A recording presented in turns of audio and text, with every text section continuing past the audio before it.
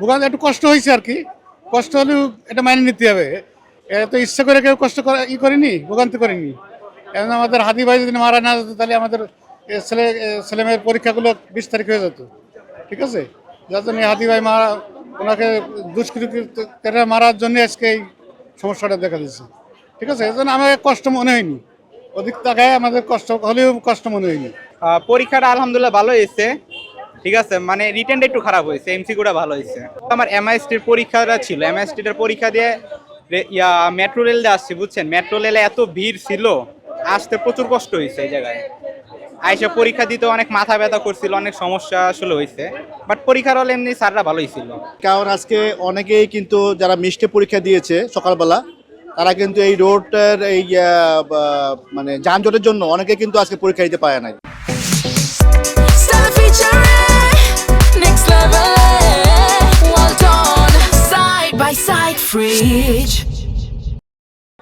এই জন্য তারা যে সারা বছর এভাবে যে পরীক্ষা দিল এবং পরীক্ষার জন্য প্রিপারেশন নিয়েছে, তাহলে তারা যে পরীক্ষা দিতে পারলো না, এই জন্য তাদের তো অনেক বড় ক্ষতি হয়ে গেল। তাহলে এই ক্ষতির যেই মাসুল, এটা তো কিভাবে কি পোষাবে আমার তো জানা নাই। এই জন্য এই বিশ্ববিদ্যালয় কর্তৃপক্ষদের এই ডেট নির্ধারণের ব্যাপারে এবং এই সময়সূচি দেওয়ার ব্যাপারে পরীক্ষার আরো সচেতন হওয়া উচিত ছিল আমার মতে। আমরা যাত্রাবাড়ি থেকে আসছি, আসার সময় দেখি ওই আপনার প্রেস ক্লাবে অনেক জ্যাম।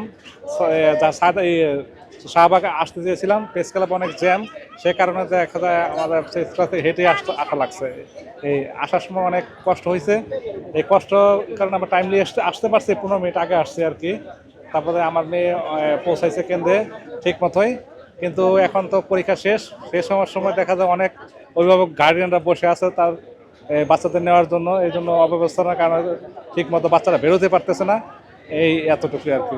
মিষ্টিও পরীক্ষা ছিল এমআইএসটিতে, কুর্মিটোলা সিট পড়েছে বিএফ শাহিন। ওখান থেকে আসার পথে যে কি হ্যাসেল সেটা আর কিভাবে বলবো।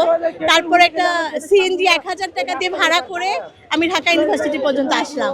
এই যে মেয়ে চলে আসছে, পরীক্ষা কেমন হয়েছে? তো এই যে পরীক্ষা দিয়ে আসলাম, এই হলো অবস্থা। আসলে আমাদের ভার্সিটি যে কর্তৃপক্ষ, তাদেরও একটু সচেতন হওয়া উচিত ডেট নির্ধারণের ক্ষেত্রে।